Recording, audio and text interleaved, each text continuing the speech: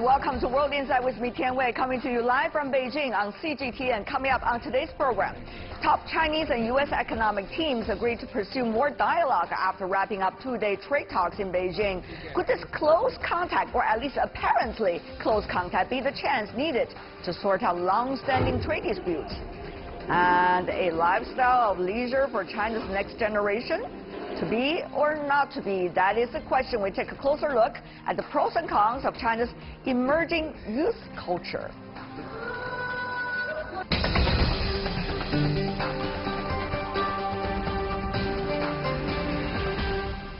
This is World Insight. I'm Tian Wei. We begin our program today on efforts to fix trade disputes between China and the United States. Chinese and U.S. officials have wrapped up two-day talks in Beijing. Treasury Secretary from the United States, Stephen Mnuchin, led the high-level U.S. delegation, while Liu He, the vice premier in charge of the Chinese economy, is leading the discussions for China. The two sides discussed several points, such as protecting intellectual property rights and many others. Both sides may not have resolved many disputes so far, but they agreed, at least, to keep up the dialogue. Before our discussion, take a look at the latest. China and the U.S. reached a consensus on their bone of contention at high-level trade talks in Beijing after 2 days of meetings.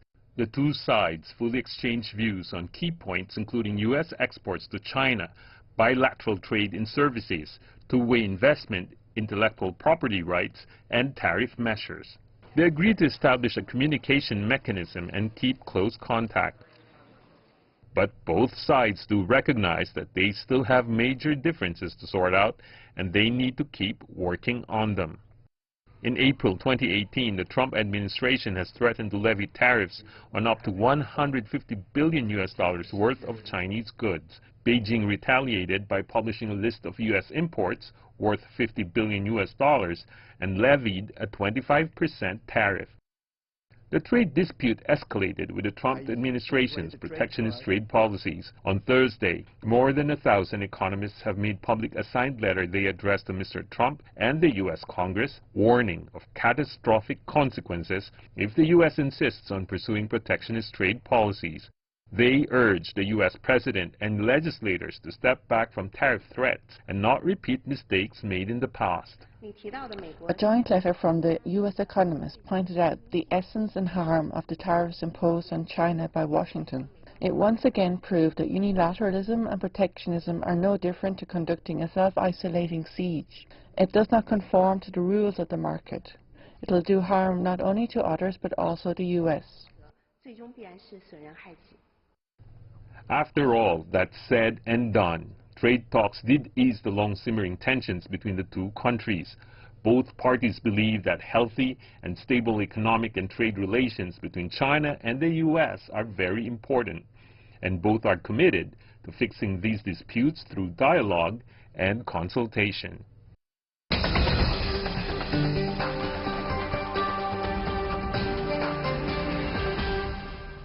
So are talks helping ease trade tension between China and the U.S.? Are the two-day talks really bringing us any results? With us here in Beijing, we have Liu Baocheng, who is the Dean of the Center for International Business Ethics from the University of International Business and Economics. Sir, welcome to our program. Joining us in Hong Kong, Hong Hao, Managing Director and Head of Research from Ballcom International. In New York, U.S., we have Max Wolf, Professor of Economics from New School University. Gentlemen, welcome. This is a big day. Professor Liu, I want to start with you. But the question is there any real takeaway that would help us to solve, or at least to a certain extent resolve, the trade dispute? I think there are conditional takeaways. By saying it's condition because it really depends. For example, China agrees to soften the, to re-review the sorghum, the anti-dumping case if they provide more information. So as for other issues, for example, to lower the tariff, China already agreed to lower a number of tariffs, inclusive of the car imports. So those are really the achievement. But as for others, for example, the reciprocal tariff between these two countries, it's really too far a gap. Well, It seems that you sound very diplomatic in your answer, sir. I have to go to the others to have some direct answer. Mr. Hong, what about you? $200 billion US. The U.S. wants the Chinese side to reduce so-called trade deficit. China apparently not necessarily is looking eye to eye with the U.S. on this point. What is likely to be the takeaway, you think, of this dialogue? Yeah, well, I think the target of $200 billion US trade deficit reduction by 2020 is very aggressive. And also, you know, at the beginning of the negotiation, already they're putting onto the table some very unreasonable terms. It makes the negotiation very difficult to carry on. So I would say, you know, it's nice to start a dialogue, but I think, you know, because the two parts are so far apart, it's probably difficult to reach an agreement in a very short period. As long as we know, Professor Wolf, the delegation from the U.S. is heading in the evening hours of Beijing time on Friday toward home. Do you think there's any achievement that you can see from the American perspective? Yeah, so I do think there's one achievement, which is it's better to be engaged in talks than not to be engaged in talks. It at least opens the possibility of success. Unfortunately, I think we had a fairly unreasonable and arbitrary number, $100 billion, that we saw being thrown around before for a trade gap close by 2020. It's interesting to remember historically at the end of World War II, when the international trade architecture was set up, the United States, then the big surplus country, came in and made the global order such that it is the deficit country in trade, not the surplus country, by all the architecture erected, ironically, by the U.S. over the last 70 years, that's asked to balance. So now we ironically come back, we contradict 70 years of American trade policy, and we pull a super aggressive number, $100 billion out of a hat, then we double it on our trip there. So I don't think that what we've done with our chance to talk was very positive or very productive, but I do think we should at least pause and say, as long as we're in talks, it is certainly much better than trading threats or trading tariffs, which we were doing before. Well, even with talks, it does not mean that there would not be future trading of threats and future trading of tariffs, I have to say, unfortunately. Having said that, though, Professor Liu, we understand there's a petition letter coming from hundreds of economists coming from the United States and all over the world talking about what are we facing right now with this kinds of threat coming from one country to another country when it comes to trade policy and also economic development agenda. Some are suggesting this is dragging all of us going back to before the Second World War, in which there was a devastating situation of the U.S. trade as a result of certain legislation then. And they believe this could be a repetition of that possibility. Professor Liu, having said that, though, I want to ask from the Chinese perspective, engaging in discussions like this bilaterally, does it mean that China accept the way that the U.S. interact, particularly over the past 2 years?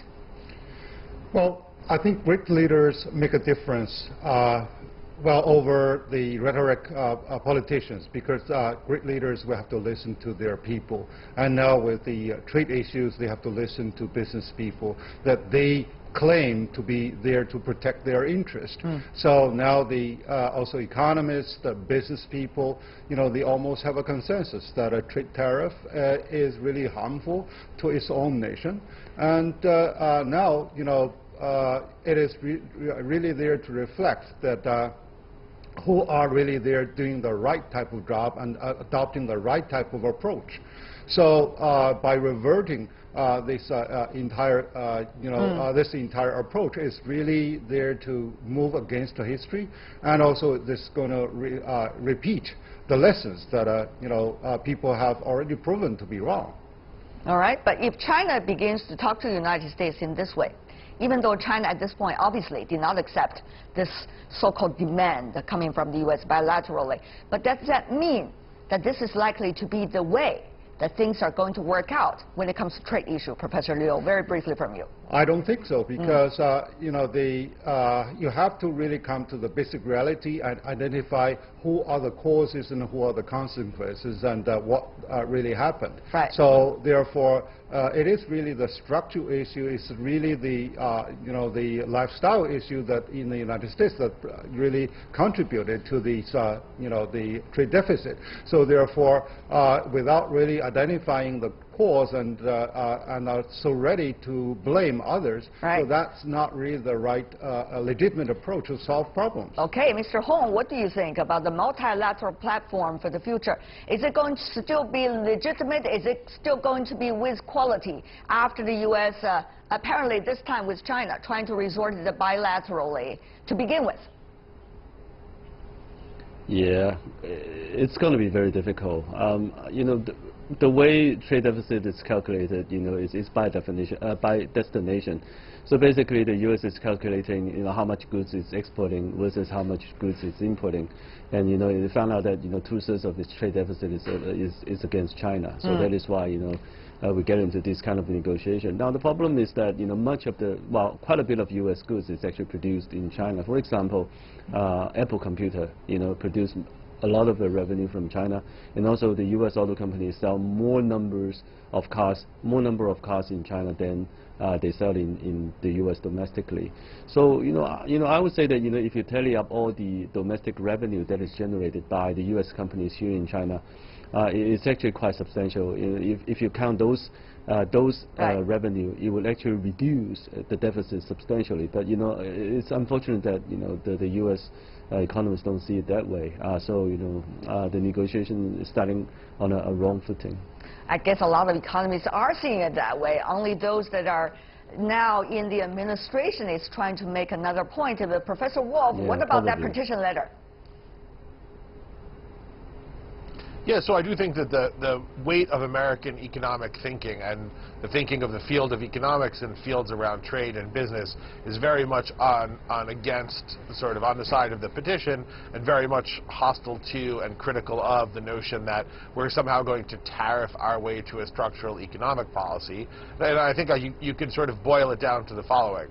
The kind of rhetoric that excites Republican primary voters is in no way, shape, or form constructive to global trade, and has really very, very little chance of being good for the U.S., the global, the Chinese economy, or for that matter, the community of nations, which has embraced largely free trade, which has built a lot of the prosperity of the moment, which is now being put at risk. And I think most economists would more or less agree with that statement, and have shown themselves to in petitions, in various interviews, and in the weight of the evidence of this field. But the question is, Professor Wolf, what's next? Because we could talk about theory. We could talk about the ideal situation. We should talk about theoretical things. But, you know, eventually it is this current White House that is going to decide.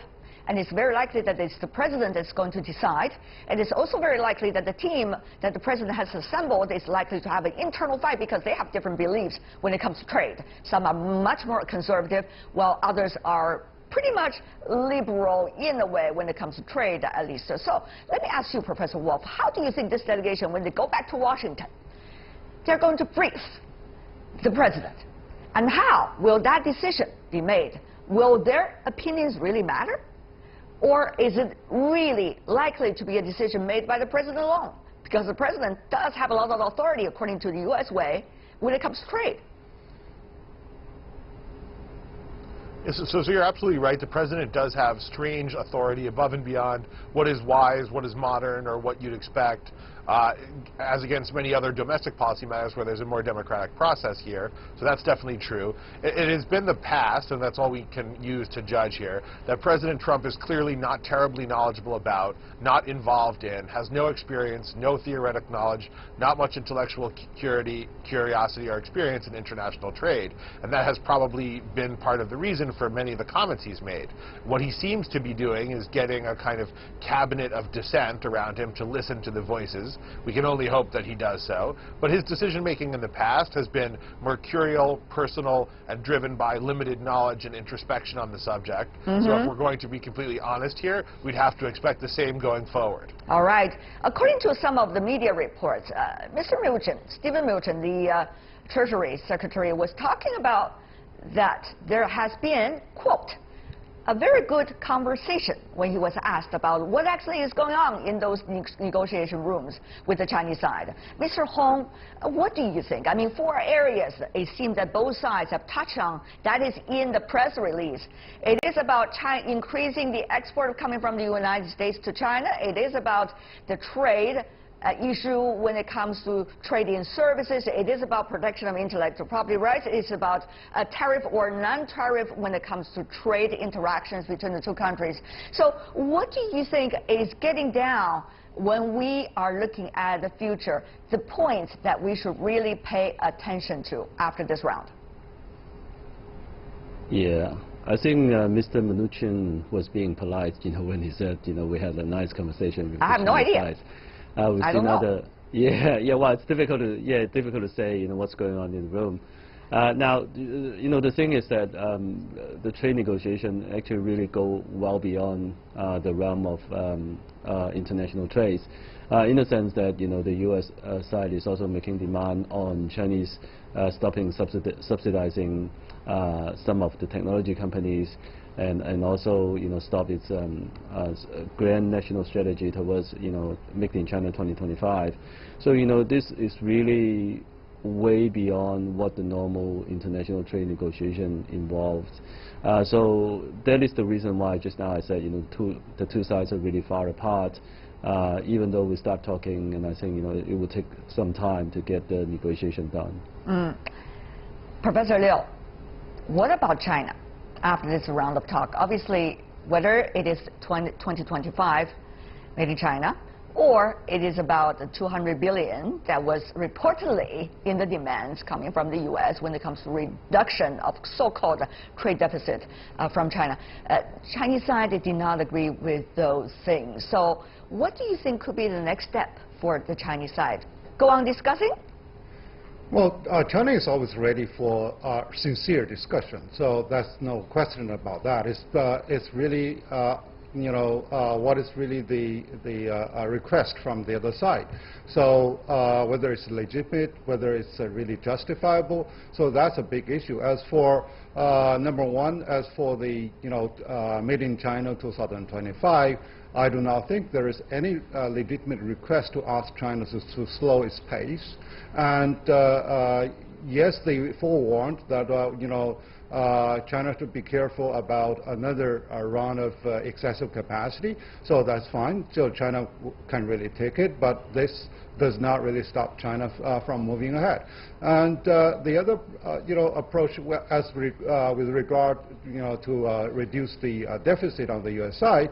So China is a firm believer of market economy, and it is really the business that are there to decide, or the consumers that are there to decide. So therefore, automatic constraint or the putting on export quota is really an old-fashioned way that U.S. really objected for years. And now, if they really wanted to reinvent it on China, so this is really working against history. Right. The other thing that we need to talk about, gentlemen, is about this mechanism. That this mechanism will continue. They agree to future discussion and also in communication. But what kind of mechanism are we talking about? Professor Wolf, I want to go to you about this. China and the United States, remember when the two heads of state met? They have agreed about different kinds of dialogues, and none of them happened, apparently, over the past few months. So is this really a picking up of the earlier discussion of mechanism that should have long work and now has a big delay? And once again, we're focusing on the mechanism. Will this time the mechanism be carried out, or once again, it will be just thrown away after the talk? Yeah, so it's very difficult to know in advance. We certainly hope that the mechanism will be carried out. I would circle back to something you said earlier. We do actually have rules and procedures, protocols, and norms for international trade. And one of the more difficult features of the Trump administration for over a year now is they have largely rhetorically rejected and functionally not used those channels. So for instance, the World Trade Organization sets out various rules, limitations, and norms. We also have multilateral agreements which allow for a more rules-based discussion. And it has been the predilection of President Trump and his administration to sort of rule by tweet, innuendo, accusation, and news brief, and not to rule according to those norms. If this conversation pushes us back onto a multilateral footing in which we engage the usual structures of trade negotiation, I think that would be a very positive development, but I don't see any compelling evidence to know for sure if we've gotten that much progress yet to date. Okay. Mr. Hong, what's your sense? I mean, earlier we had these different kinds of dialogue between China and the United States, but none of them actually happened. So are we actually, with this round, going back to the earlier commitment that those conversations should happen? If those happened, could we have a different picture? Yeah, well, we all still remember the good old days. I think when Donald Trump visited China, the Chinese government placed a very large airplane order with the Boeing company. And also when President Xi went to Florida in the U.S. to visit Donald Trump, you know, they had a few very nice rounds of golf. So, you know, seems to be quite pleasant back then. But I think right now, you know, since we have already started the negotiation, you know, even though there is a little bit of hiccup during the first round, but I would say that, you know, there will be more talks going on, and now that we have this channel open. And also China on its own is continuing its reform and open program. You know, we are starting to open up the financial industry that used to be safe, you know, very closely guarded by the government. And also, you know, today, you know, we're already seeing some foreign investment banks making license application to open up branches in China as well. And also, we're lowering the auto importing tariff and all that. So, you know, China is doing on its own, you know, continue to reform and open. And I think that should start the next round negotiation on the right footing, you know, because China has done with its own initiative to do so much. Okay, Professor Liu, the banking sector that Mr. Hong just talked about, it's now the American banks that is trying to apply. 51% of shares, it is what the UBS, that's a European bank, that is trying to make a difference here, trying to be the first in the line. So if American businesses are really serious about this, they better act. Professor Liu, the thing is, what's going to be next? Is it going to be empty talk, or things are going to be pushed by the real doers? Well, actually, Donald Trump didn't really like the previous type of mechanism to talk about, you know, the abstract principles and strategies, etc. So he thought that was useless. So either it's the SED or GCCT, etc. But now this type of mechanism, you know, that is newly formed, I would assume that this is going to be a homework check. So to check on the agenda, to check on the progress that is being made. But with all that, whether, you know, but at the moment it's too early to do that because you don't have agreement yet. So how do you really check on it? So therefore, continued dialogue is really expected. So to really to build agreement before you really have mechanism to check. All right. Finally, before we go, if I could have the three gentlemen with me right now. Yes, we do right now. And shall we have one sentence from every one of you? What do you think biggest takeaway of this round of discussions? Certainly, people have been watching very closely. Professor Liu, one sentence from you. Well, respect the reality and be fair. All right. Mr. Hong? It could have been much better, but I think the U.S. Is starting on the wrong footing. Professor Wolf? We made more of a challenge to success, but at least we're talking. All right. There we go. With those notes, we're wrapping up this first round of discussion for today. Thank you so much, gentlemen, for being with us. It has been a very eventful week. I hope we all have a great weekend. Thank you, Liu Baocheng, Hong Hao, Max Wolf. Really appreciate it. You're watching World Insight with me, Tian Wei. Still to come on our program, China's next generation. Are they living up to their potential? Our panelists weigh in on the pros and cons of China's emerging youth culture right after this break.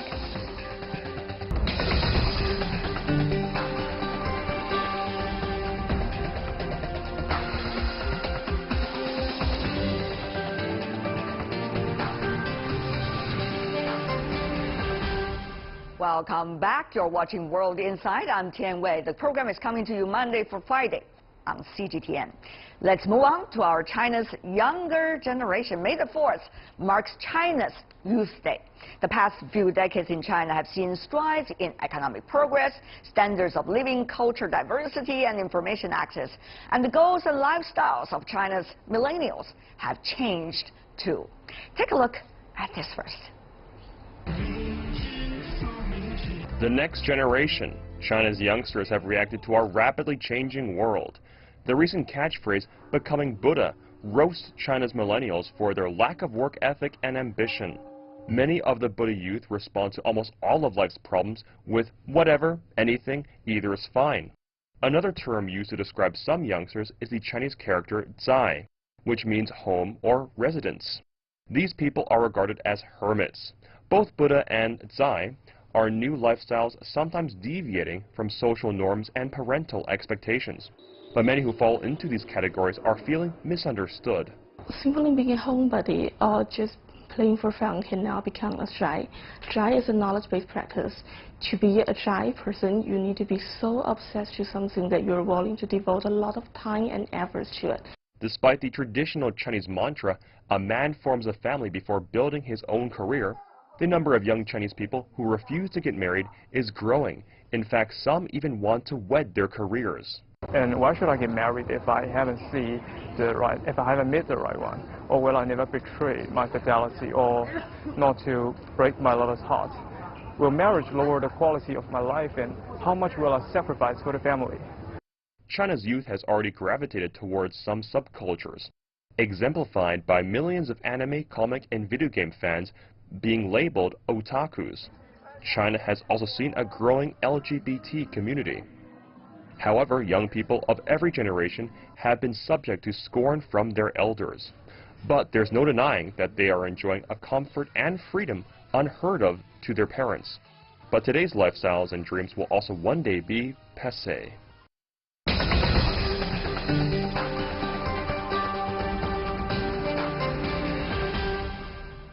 So what about the lifestyle of China's youth today? Well, it's quite abstract, isn't it, in that question, because different people have different lifestyles. So should we worry?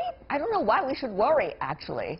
But rather, there is a diversity that is going on among the youth generation. With us in the studio, we have Max Zhao, who is a DJ of Hit FM from CRI, that is China Radio International. Welcome.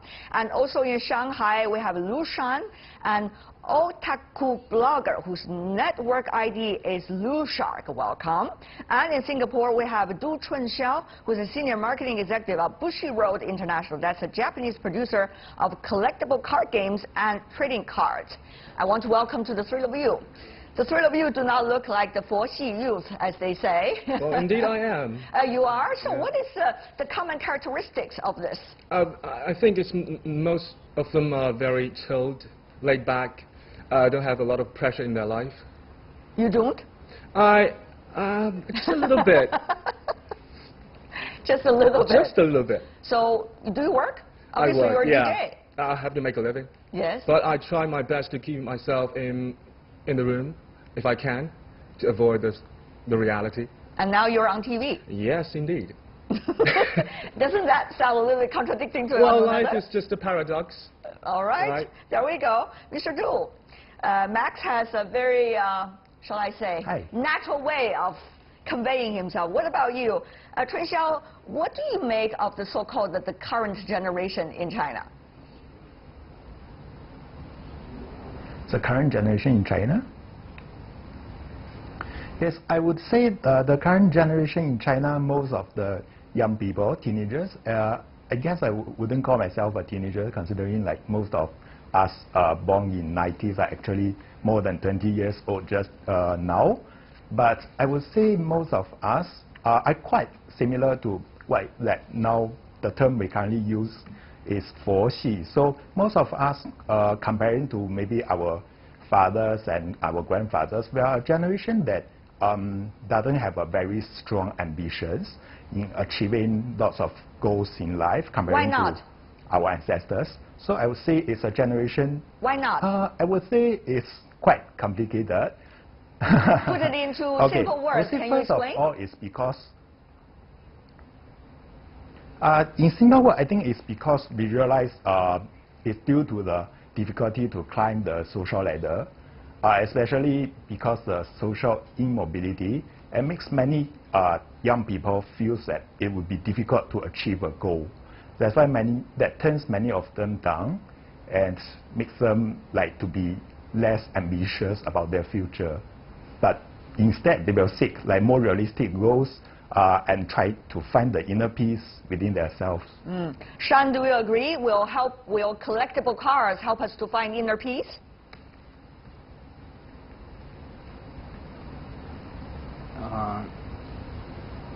Pardon? I don't know your level of English, but I do wonder whether your collectible cars, as you are well known with, and also your lifestyle of doing otaku would help you to find inner peace.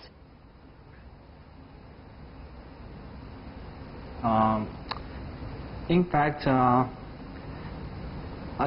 in China, the young seldom use the otaku to describe the people who like watching cartoons or games.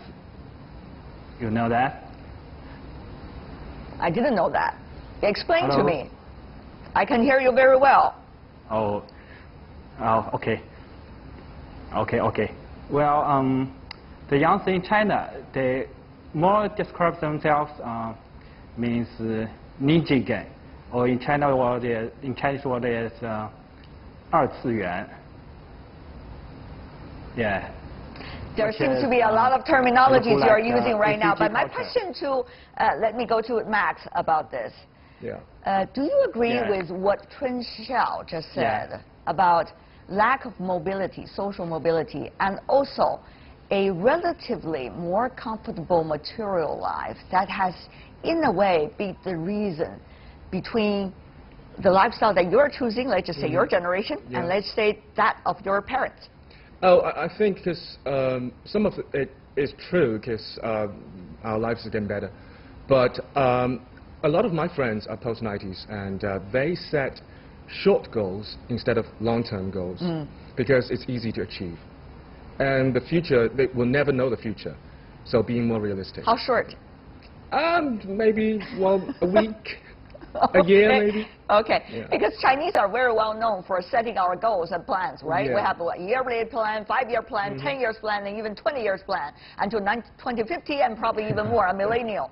So, so you think that is the key difference between your generation and the earlier ones? I think it is. And on the other hand, what does it mean to your approach to the rest of the world? I mean, if I could use this very blunt question in a way, because China is very different now compared to your father's generation, and much richer.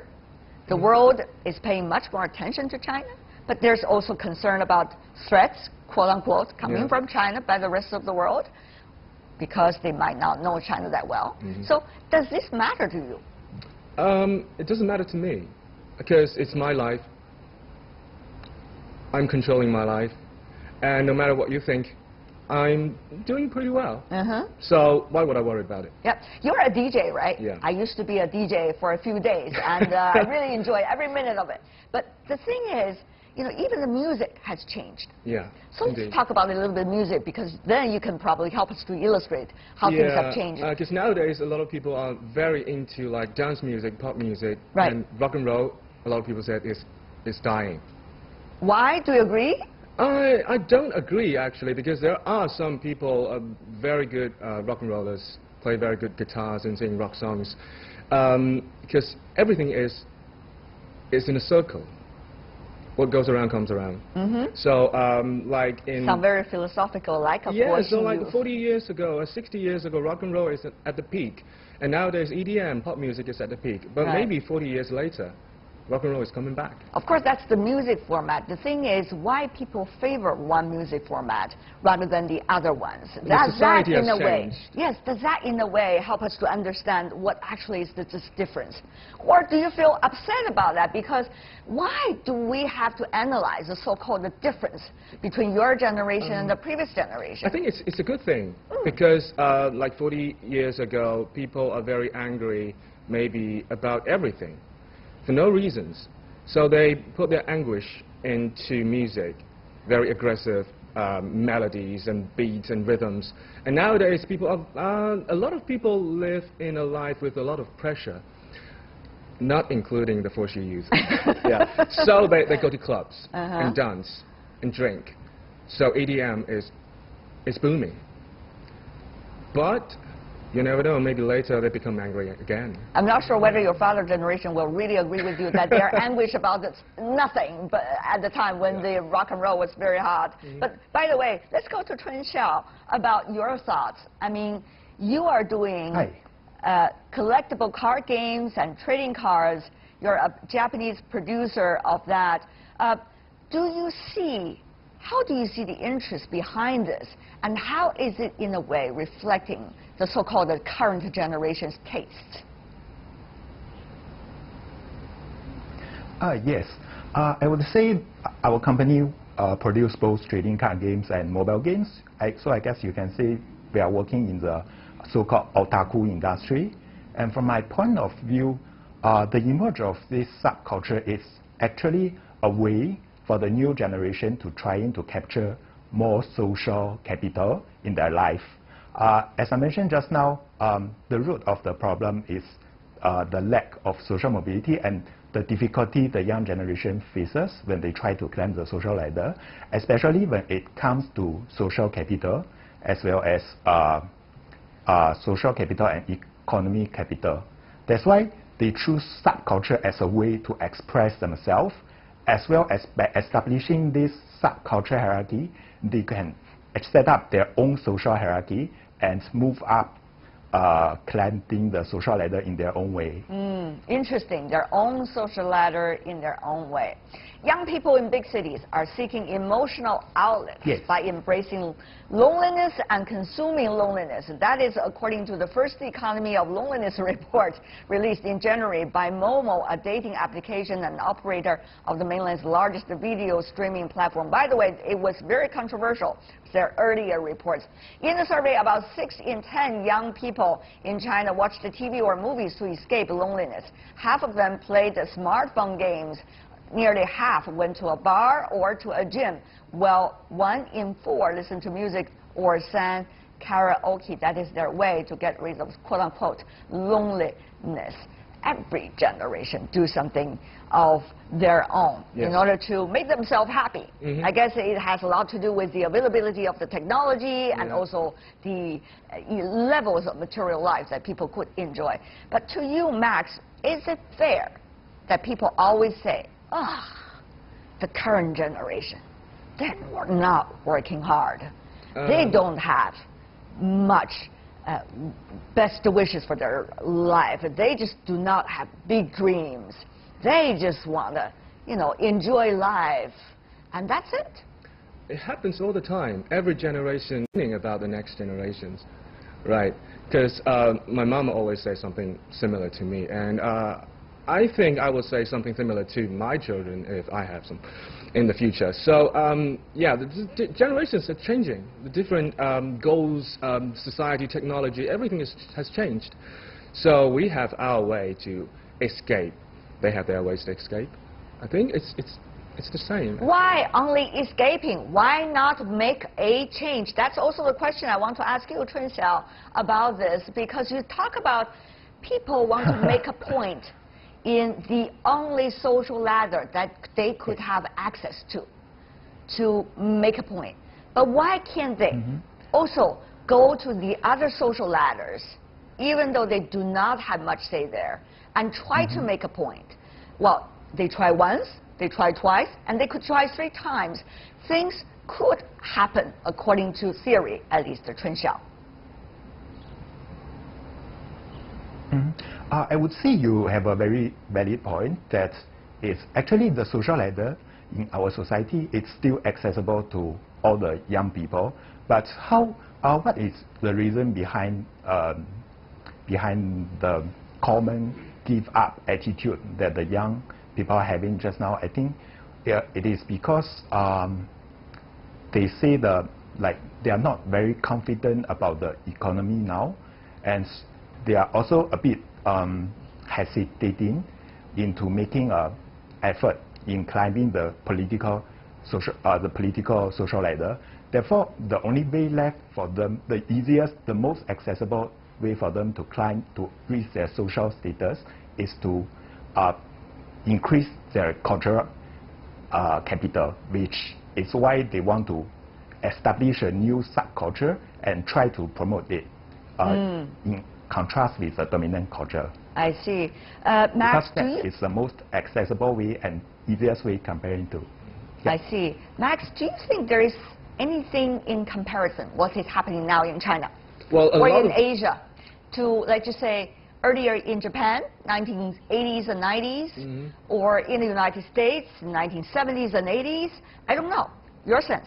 Well, back to the topic we just had, I think there are still some youth are trying very hard to get their voice being heard. So what we said, what we saw on the statistics, it's not 100% people are playing video games and singing karaoke. It's just half of them. But so there are some people trying very hard to make a change at our age. All right. So, I guess including the two of you. One is working daily on a DJ job. The other is working daily on the card games and also trading card games. Thank you so much for the three of you for being with us. I'm sure that conversation will continue as we age. Yeah. Thank you, Max Zhao, Lu Shan, and Du Chunxiang. Really appreciate it. That is all the time we have for today. If you'd like to see more, try to find us World Inside CGTN into your search engine or check out our YouTube channel. You can also follow us on Twitter, Facebook, and Sina Weibo. From me, Tian Wei, and everyone on the World Inside team, thanks for watching and tune in again next time for insights across China and around the world. Have a great weekend, everyone.